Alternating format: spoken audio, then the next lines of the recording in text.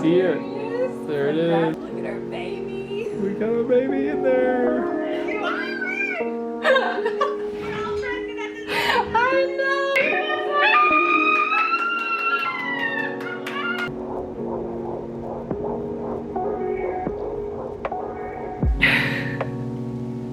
Here I am just pressing this record button. I'm already starting to want to cry. It's just not lost on me that I'm sitting here in my second trimester getting to tell you about this beautiful baby and share this journey with you. I'm just so thankful. With that in mind, I do want to acknowledge, I know a lot of you follow me here because you have walked a similar health journey with me. I know that means a lot of you have suffered in this area of trying to grow your family, and I just want you to know I see you. I totally understand if this content is not for you. I want you to know that I pray for you, and I pray that this video would be a piece of hope and encouragement for you as you get to hear our story and our journey to this miracle baby. So we have so much to catch up on. I actually have some notes because I just feel like I want to cover a lot, talking about the decision to start trying, early symptoms, how I knew I was pregnant, generally all my first trimester symptoms, looking for a birth team, a insane story that you will have to hear to believe, tips and hacks and just all the things that helped me get through the first trimester, nutrition tips, all that good stuff. I want to talk about mindset and fear and body image, movement and exercise, and finding out the gender. So we have so much to cover. I hope you just snuggle up, maybe make a coffee, and let's just dive in. If you're new around here, hi, welcome. I'm Mollie Mason. I'm a holistic nutritionist and an almost nutritional therapy practitioner, and I am here to help you feel better in your body so you can show up brighter in your life. I am all about helping women step into a deeper level of healing, of approaching wellness and our physical bodies from a place of peace and freedom, helping you have a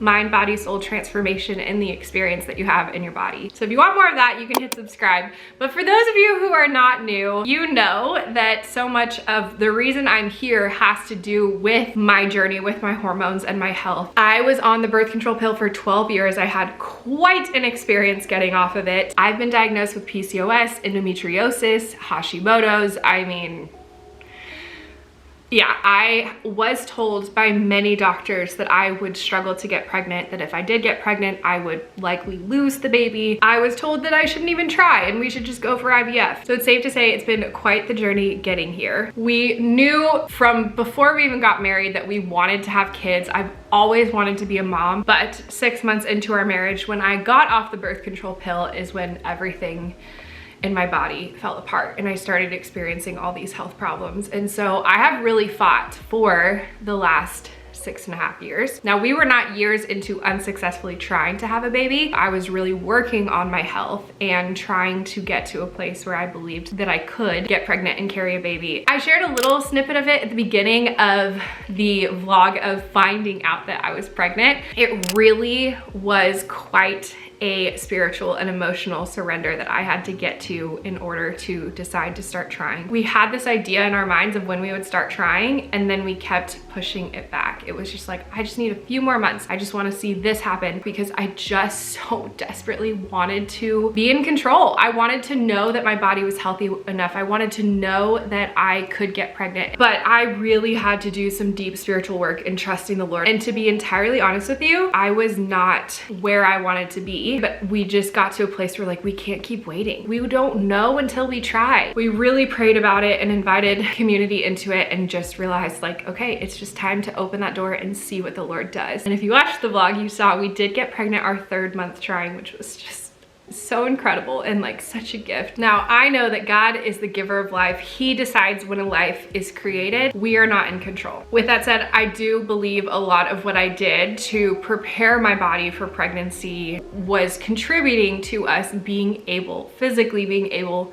to get pregnant as quickly as we did. So if you want me to cover that in a separate video, let me know. I feel like that could be an entire series. This is the first trimester recap. I'm gonna leave it at that for now, but do let me know below if you want me to dive into that and like what specific questions you want me to cover in that. Okay, now early symptoms and finding out. I was convinced I was going to know when I was pregnant because I'm so in tune with my body. I was like, there's no way I'm gonna get pregnant and not know it. What I will say is I was doing a really low dose dose of a topical wild yam progesterone cream once we started trying to conceive, just to make sure I had enough progesterone for that egg to stick. And so I did kind of think I was pregnant the first month because that progesterone was giving me some of those early symptoms. The early symptoms of pregnancy are basically progesterone symptoms. I had some of that my first month and I was like, oh my gosh, did we get pregnant on our first try? Like, I really think I might be pregnant.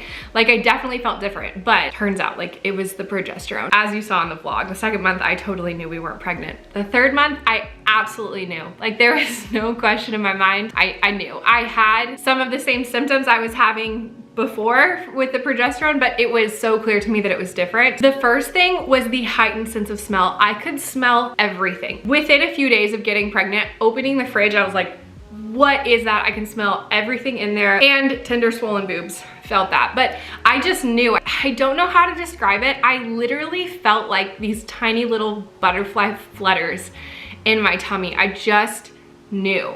It was like this sense of knowing. All 3 times I did wait until the day of my period to test. So the day I found out, I was 4 weeks and 3 days. It was the best.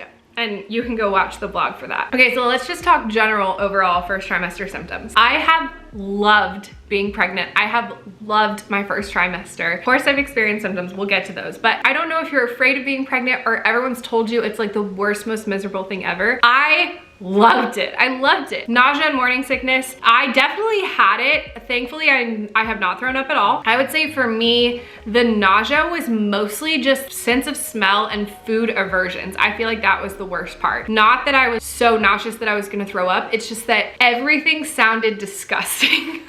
Meats, high protein foods, most of the stuff I normally ate, I was like, I cannot. Sensitivity to smell. I'm already really sensitive to fragrances. Opening the fridge, I felt like I could smell 16 different smells at once. Oh my gosh, so much. I could not open the trash drawer. I was like, Cashmere, you are the trash man, because I could not do it. I would say my worst symptom, besides the food aversions, was just the fatigue. I was really tired. My capacity was just so much lower. So with that, it was really the lack of creativity and motivation that felt almost the hardest for me, because wrapping up school, I'm like in the finals of getting finished with school. I've been working so hard on my next course for you guys that I now have extra motivation to finish and get out there for you before baby comes. I have goals for my business and things I want to get done before baby is here. I just really struggled. I am so blessed that I work from home and I have a lot of flexibility that I could adjust my schedule, but I really struggled just like mentally and emotionally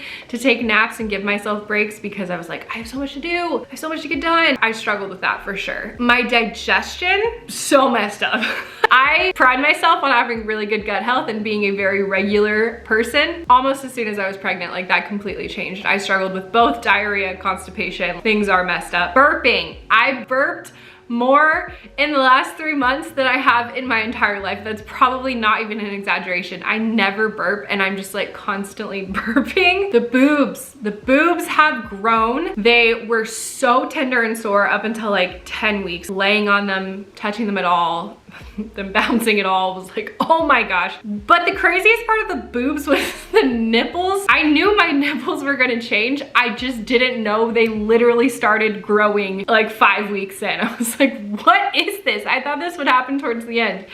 No, they immediately started changing. Cravings, I don't feel like I had the wildest cravings, which I will attribute to being well nourished and focusing on mineral support. My biggest cravings were apples, like cold, crispy, fresh apples. A lot of fruit in general, like watermelon and pineapple and citrus. I craved a lot of fruit. Sour things and anything salty. I had Cashmere get me 2 separate times Torchy's tacos. I love their barbacoa taco with the chips and queso. Oh my gosh. And I know it's just because it's so salty. The other crazy craving I had was for Fritos, which I'm like, I don't think I've eaten Fritos in like 10 years. Like, why am I craving these?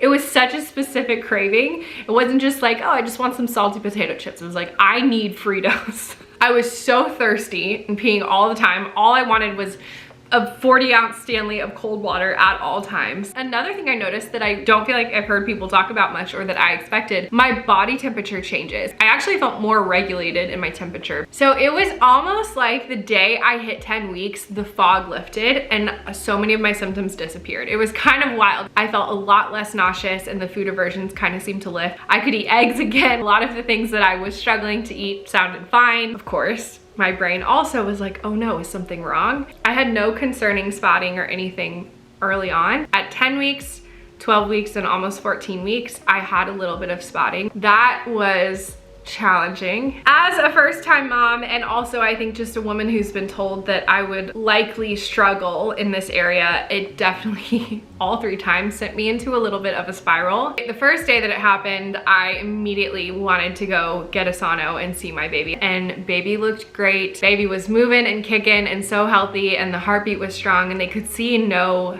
reason for bleeding. Everything looked great. We did find out at that sonogram that I have a potential complication with my uterus, which I'm not even going to get into right now. As we discover more, we're still looking into this. I might share more with y'all later, but that came up at 10 weeks, but baby was healthy, so that was really comforting. When it happened at 12 weeks, I was getting my progesterone checked and my progesterone was kind of low, so we just decided to play it safe and actually dose with some real progesterone, brought my progesterone up. At almost 14 weeks, I started experiencing some actual sharp pains and I was a little bit worried. And then when the next day I had a little bit of spotting again, that was what sent me into a spiral. So praise God for my midwife. Immediately booked an appointment with her, got to hear baby's heartbeat. That brought all the relief that I needed. I think those pains were actually just round ligament pains. Even as early as 13 weeks, I think my uterus is just really growing and expanding, and that brought me a lot of peace. I'm like, okay, it's not that I was actually in pain, it was more just like the concern of what that pain could be. So that brought so much peace, and I'm so thankful. Like, there's nothing better than hearing your baby's heartbeat. Oh, it's the best in the world. But actually, as I'm talking about having a breakdown and spiraling, another thing I didn't mention that I thought about as a non-symptom, I felt very stable and connected to my emotions. I feel like a lot of women talk about crazy pregnancy mood swings. Really did not experience that at all. I just felt really grounded, really connected. I've had a lot of like happy weepy tears every time I think about Cashmere holding our baby and I think about him being a dad. I just frequently have experienced the emotions of just joy and gratitude for this baby, just awe of this miracle happening in my body. Not in this like emotional roller coaster way, just in this overwhelmed with gratitude kind of way. That's as much as I can describe with symptoms. I mean, like I said, I know I just listed off some things that felt different in my body, but I loved my first trimester. Besides the fatigue and struggling to eat, I really felt amazing. A lot of what I spent my time doing in my first trimester was researching and looking for my birth team. Now, I feel like over the last few years of preparing to try to conceive, I've really educated myself on the pregnancy and birth process. I've known for a long time that I want to try for an unmedicated birth. For some reason, I had this idea in my head that a birth center was a good middle ground for my first baby. I knew I didn't want a hospital birth, but a home birth just felt like so extreme for my first baby. A birth center felt like this happy medium. So as soon as I found out I was pregnant, we toured a local birth center. I liked it. I liked the midwives. But as I did more research, I started to realize that my desires for my birth aligned a lot more with a home birth. So once I got to that place, I took a lot of time trying to find who I wanted to walk through that whole journey with, because it's not just your birth, it's your entire pregnancy. Especially now, starting my second trimester, having had a few appointments with her, I am so excited about the midwife that we chose. I feel so at peace. I feel so supported and heard and seen. She is so aligned with my desires to be proactive. Now, we are still trying to decide if we want to hire a doula as well, but I do think it's never too early in your pregnancy to start deciding what you want your birth to look like. Now, I'm trying to hold that with open hands, just like it was for trying to conceive. It's this balance between being as proactive as I can, shaping this vision that I have for my highest hopes and desires for the birth that I want, while having open hands that it might not go that way. So yeah, if you want to know more about that, if you want to know why I even desire a home birth, again, I feel like that topic could totally be its whole own video. Let me know if you guys would want that as well, or what questions you have on that front. But moving on. Okay, let's see. Okay, now I have to tell you about the twins. This is just such a wild story. You know when you wake up from a dream where you're just like, that felt so real? About 6 months ago, I had one of those dreams, and in that dream, I was nursing twin girls, and it was so real and vivid to me. I told Cashmere about it, we kind of laughed about it, moved on. Now at 6 weeks or however far along I was when we told our friends in our community group, one of my friends turns to me, she's like, I just had a dream that you had twin girls. Are you kidding me? Because I had that dream 6 months ago. Are these prophetic dreams? Am I having twins? We go to my first ultrasound at 6 weeks, 6 days. We saw one baby, and I even told the ultrasound tech, we've had dreams about twins. Are you sure there's only one baby? She's like, I only see one baby. And so we're like, okay, it's one baby. But then I started hearing all these stories from people who had had twins and didn't know about it in their first few scans. Like they just saw one baby and they didn't find out that they were having twins until later on in the pregnancy. So then I can't remember how far along I was. I think like 9 weeks, maybe 8, I don't know. I went to a fertility acupuncturist, and she read my pulse and immediately looked at me and she's like, are you having twins? I was like, are you kidding me? Why do you ask that? She's like, well, just based off your pulse, it feels like you are having twins. I freaked out. We could not believe it. I have since had another ultrasound, and we've checked baby's heart rate a couple of times. We hear a placenta and we hear a baby. We don't hear 2 babies. At this point, I'm 95% confident I'm only having 1 baby. I'm still not convinced that those dreams weren't prophetic. Like maybe my next pregnancy, I'll have twin girls. I don't know. Mark this moment. If that ever happens, we can come back to this. Crazy. Like I said, overall, I felt amazing. And I do want to clarify, I'm not claiming to be an expert here. This is my very first pregnancy, but I do want to share the things that I feel like really helped me to have a great first trimester. No question in my mind, the most important thing is blood sugar balance. Blood sugar balance, blood sugar balance. This is what I had been working on for years before I got pregnant. This is what I teach you all about in my courses and all of my YouTube videos. I talk about this all the time. I firmly believe to not get super sick, to keep that nausea at bay, all that stuff. It's so important. Now, it's really hard to do when everything sounds disgusting. I'm really good at getting a lot of protein in. I was terrible. I really was. 5.5 to 6 weeks to almost 10 weeks, I did not eat how I normally do. I was laughing one day at Costco as I was heading to the checkout, looking down at my cart because I was like, this is comical. It was stuff I never buy. It was so clearly a pregnancy shopping trip. All the crackers and pizzas and things I typically don't eat. So I want you to hear me say I am not claiming to have done this perfectly. I firmly believe a lot of the first trimester, if you're really sick and struggling, you just gotta do what you gotta do and just keep some food in you and do what you can. But not waiting until I was starving to eat was a big part of that. Doing the best that I could to not eat naked carbs, even though that's all you want. I really tried to sneak protein and fat in with that. I tried to do cheese with my apples or get a meat stick in, like whatever I could. Collagen was my best friend because I really struggled to eat eggs and chicken sausage and a lot of the normal proteins that I get in. So I definitely upped my normal collagen intake and just kind of stuck it anywhere I could. A cup of tea, my coffee, whatever I could get collagen into, that was helpful. Eating something before getting out of bed was absolutely critical. Truly, even just getting up to pee or to let Gunner out without eating, I would start to feel the nausea. So that helped a lot. Cashmere was an angel and he would often bring me something. If not, I would literally just keep some crackers next to my bed to make sure before I got up, I could put a little something on my stomach. That helped a lot. And with that, not trying to be perfect. I think that was so important to me. I really am very educated on how to nourish my body well, but I had to just drop the desire to perfectly feed this baby and just tell myself, just do the best you can. Just do the best you can, do the best with what you've got, try to make better bad choices, and just trust that all the nourishment that I did preparing for this baby was going to build this placenta and build this baby up and get me through that first trimester. So I found Simple Mills crackers were my best friend, both the sea salt and the cheddar, which tastes like Cheez-Its. They're still crackers, they're still processed food, but they're definitely better than most crackers off the shelf. So that's a really great option. Oh, another thing, I was gifted from a 3rd trimester mom, the Preggy Pops, is that what they're called? I think. I thought they just tasted like sour candy. Like there's nothing special in them. They're just sour candies. Instead, I bought these lemon ginger hard candies and they have better for you ingredients. I mean, it's still sugar candy, whatever, but it was like lemon and ginger, which I found to be more helpful. Again, my nausea wasn't terrible, so if you're someone who's throwing up 7 times a day, they might not do the trick, but for me, it definitely helped to keep things steady if I needed it when I was out.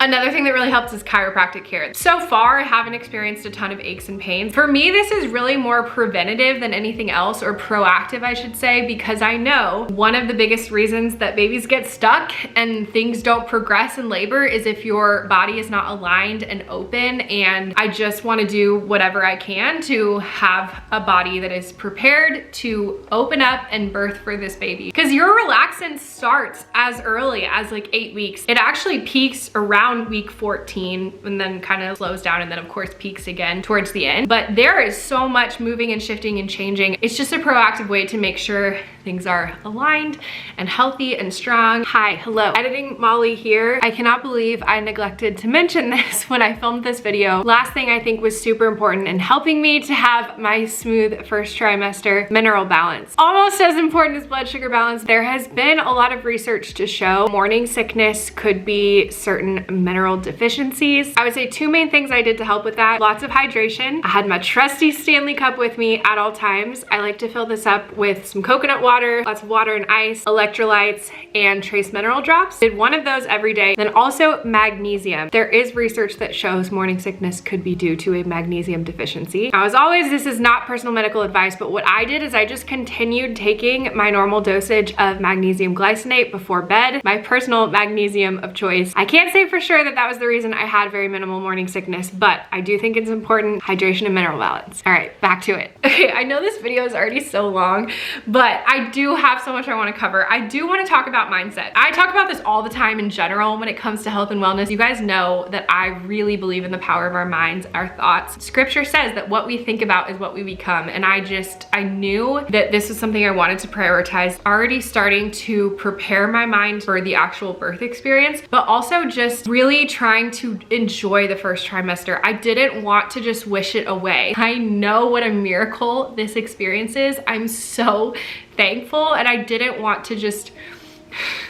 guys, I literally am just overflowing with gratitude. It just comes up all the time. I'm so thankful that I didn't want to just wish it away. I didn't want to be like, oh, I just feel terrible. I feel sick. I hate this. I don't want to be pregnant. One aspect of that is fear. I definitely was fighting some fear, but I just didn't want to sit there. I didn't want to feed those thoughts. And that was something Kashmir was so wonderful about. I mean, we just decided early on that we didn't want to live in fear. We didn't want to wait and see what happened. We wanted to celebrate this life from the moment we knew about it, and just celebrate the gift and have joy and gratitude and lead with that and pray over that. So one thing I did is I thanked the Lord for my symptoms. Every day that I was feeling nauseous, that I was struggling to eat, that I just wanted to take a nap, I just said, thank you, Lord, that my body is doing what it's supposed to do. Thank you for giving me the gift of this baby and this body that can work this miracle. It's so crazy in the first trimester because you don't see this baby yet. You can't feel it yet. It's so tiny, but so much is happening. Just focusing on knowing that this is what we want more than anything in the whole world, that it's worth it, that I am grateful that I get to experience this. I know I was made for this. I know God created my body to do this. He has equipped me with everything I need to grow and nourish this baby, to birth this baby. I just weep every time I think about it. So in awe of how we were created and how He designed life and how He created our bodies to bring it into this world. It's just the most miraculous thing. A specific thing I would encourage you to do to help with that is to choose selectively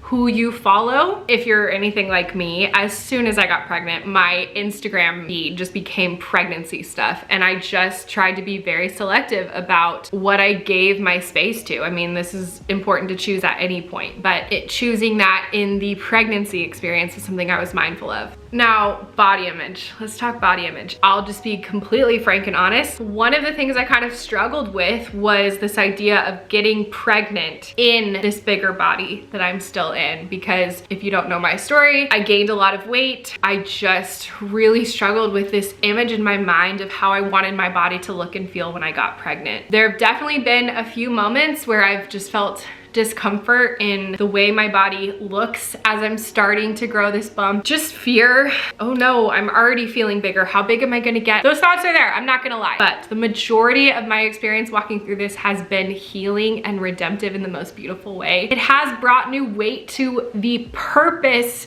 and value of my body being so much more than just the way that it looks. I mean, who cares what my body looks like if it can grow and create life and bring this child that is half me and half the person I love more than anything in this world to this planet. I'm in awe. I'm in awe of the fact that my body can do this. And I've fought for a really long time to see my body as more than just the way that it looks. And I've always struggled with my belly. It's just where I've carried weight. I've often felt discomfort in showing it. I know you know, us women, we like to pull those leggings up and just kind of tuck it away. The moment I was pregnant, that barrier between me and my husband with that area specifically just melted away. He immediately wanted to kiss my belly and pray over baby and talk to baby and like constantly touch and kiss my belly. And I want that. It's been so healing to like look down and just be filled with joy and gratitude.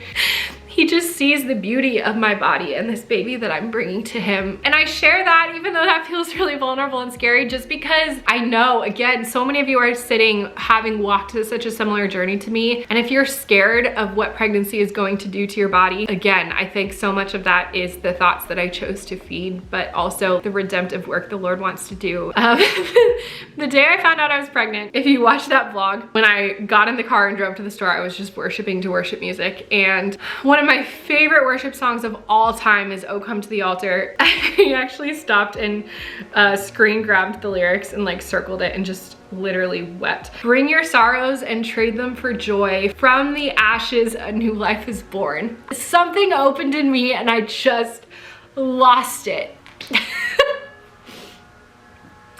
Because I just felt that so deep in my bones. It's so crazy to think about all the years that I sang that song and prayed that over my story and struggling with my health. But I share that to encourage you. If you feel like you're sitting in the trenches, if you feel like all you have is the ashes, I know He wants to bring new life to your story, whether that is physically a new life in your body. Okay.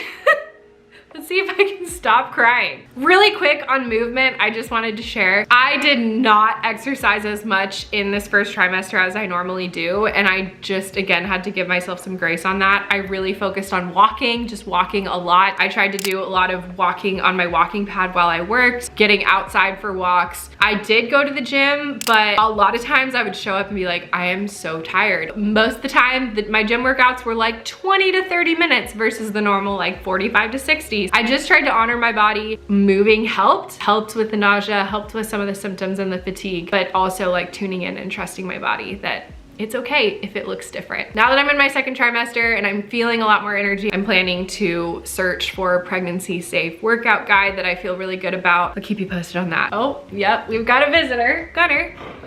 Hi, you want to tell everyone that you're a big brother now?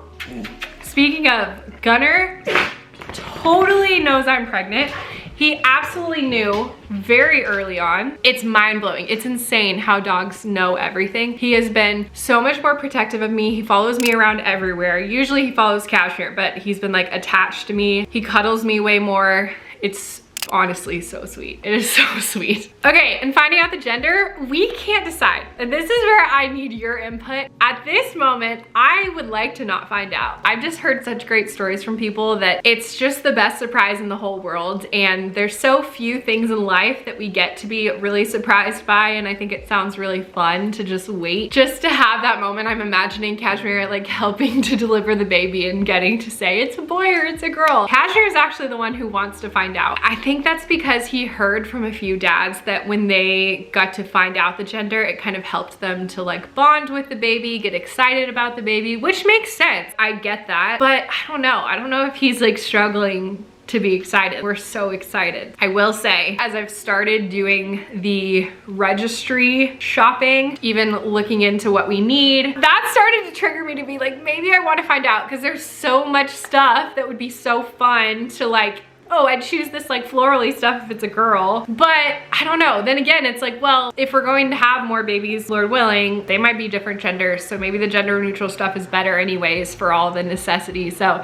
I don't know. I don't know. I would seriously just love to hear your thoughts. Pros, cons, your experience, what you love, either way. Whatever we choose, I'm sure it's gonna be just the most amazing. But I don't know. It sounds kind of fun to not know. Okay, I feel like I could keep talking about pregnancy forever, but this has already been so long. Seriously, I would love your feedback on any other videos you want me to create through this pregnancy. I don't know if I need to be careful to make sure that not every video I put out for the next 10 months is pregnancy related, but if you guys have specific things you'd like to see me share or questions, maybe even my vlogs that I normally share about nutrition. So yeah, let me know what other pregnancy stuff you want to see. If you haven't watched these videos, make sure you check them out next, and I'll see you guys next time.